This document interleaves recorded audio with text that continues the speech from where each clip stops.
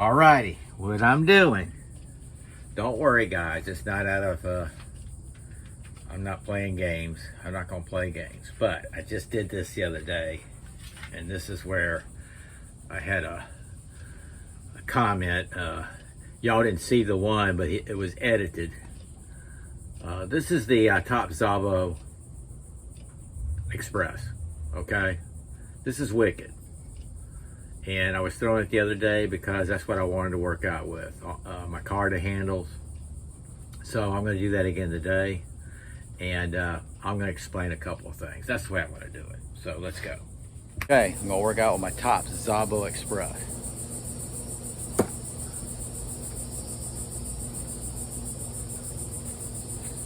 We have some warm-up throws here.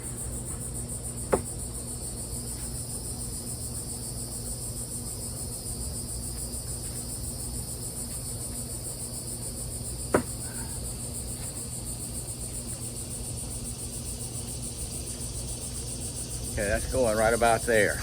Now, yesterday, I was asked by a very polite person, probably the day before, because yesterday I didn't get a chance to get on here. But very nicely asked, how do I make adjustments between the heavier knives I throw and the throwing knives or lighter knives?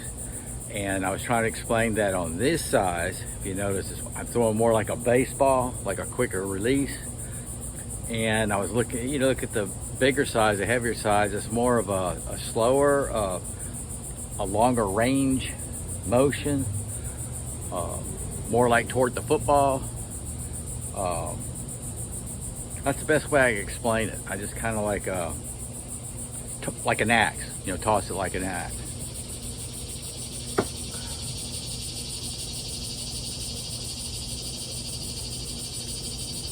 Because back in the 80s when I first got into knife throwing, I was taught by a incredible guy, and I was taught to stay in my zone right here.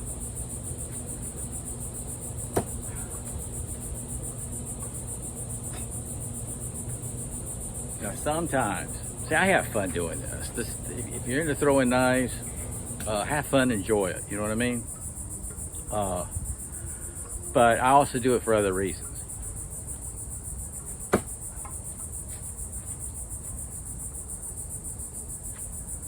Okay, with that being said, I'm gonna stand back here. You can see that? Okay, this is what I'm carrying. That's the way I'm carrying it. So, when I desheath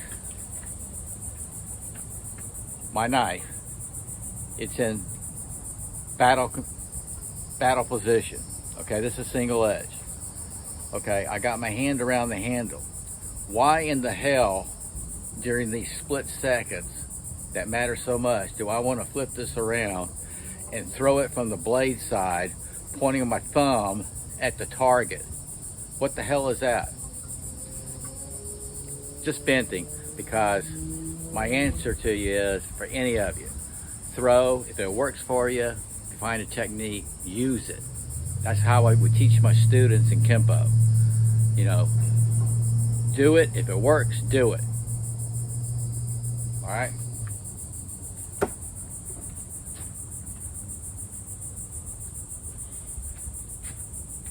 Sorry about that.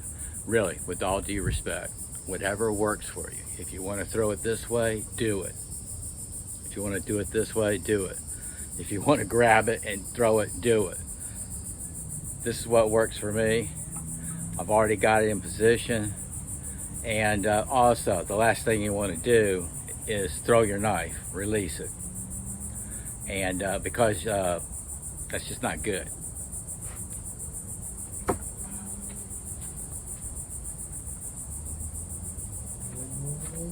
Okay, with that said, I'm probably just going to keep on throwing and enjoy this. I'll be back in the shop and clean it up. We'll go from there.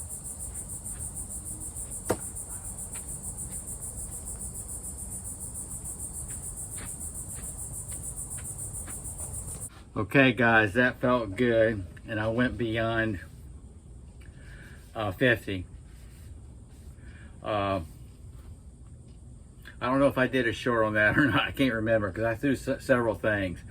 My point I was trying to make was whatever works for you, really, man, is do it.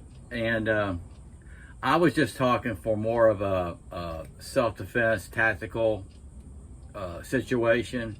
And the last resort is to throw your knife. The last resort. You know, hold on to this, your tool, hold on to your tool. Your last resort would be to throw it. So, what I did here, I pulled out, while I did it, it's Wicked Wednesday, right? I went ahead and did another short of throwing these mammoths. These are my saber claws. They're a martial arts weapon. And what I am missing is, it is wrapped in paracord, but like all my paracord wrap throwing stuff, it just got chopped off. But these things are wicked sharp. They're hard to throw, very hard to throw. They're not throwable. You're not supposed to throw. I mean, I never heard anybody throwing them, but yeah, I threw them. No, I'm not a ninja. But this thing, it just all, this is like gnarly. It all just tears you up, man.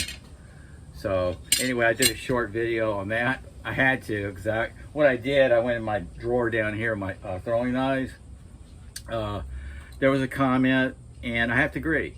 But he didn't have to say it like he did. There was one comment on a video, just out of nowhere. He was talking about how moronic, what idiots, you know, to design a throwing knife that had the stamp out like that. Yeah, it's just the style. This is the old Fusion from, I got this 15 years ago. I agree, this is a weak spot. I've mentioned that in my shorts. It's a cool look. But yeah, I've only had, y'all seen how many sets I've had of these. I have a lot of them. I've only broken one, and that's because I threw it in a grouping. I had a set of 3, and now I got one with a set of 2, because one of them, on that shot on my board, I decided to throw an axe like the finale. This is like years ago, and it hit it just right where it broke the handle, because that is weak. But these are throwing knives, and I haven't had another one break. And I've had these since 15 years. This is the SOG Fusion, and then I had the SOG throwing knives. Okay, and then I pulled out some Smith & Wesson Bullseye. Don't know why these are damp. Oh no, that's oil. Anyway, throwing knives, people throw them different ways. So this is a good example. This is a throwing knife. You're out there throwing into the board. You know what I mean? This is not like my Szabo Express that I'm carrying and I'm going to unsheath. You know what I mean? So here, yeah, there's some people that like to throw it with the blade. I'm all for it. Whatever works for you, do it. I just don't do it. There's some people that do the no spin. And I've done it a few times, well, quite a bit of times. I'm not fond of it. I'm into the spin. So just, you know, whatever works for you. Let's work together. You got suggestions and ideas? These are good knives right here. This is the Smith & Wesson Bullseye. Really nice. Heavy duty. These are expensive. These are my SOG Fusions. This is my Saber Claws. Wicked Wednesday. Mission 21. Mission Complete. Mission Team 21. And my Szabo Express. Okay, y'all take care, and SOG out.